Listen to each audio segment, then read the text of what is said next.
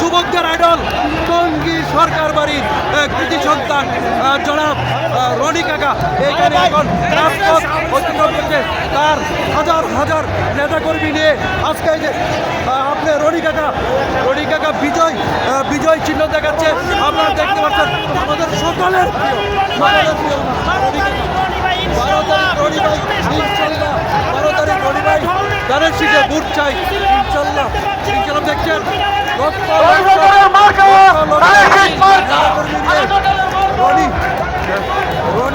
রনি সরকার রাজপথ অতিক্রম করছে।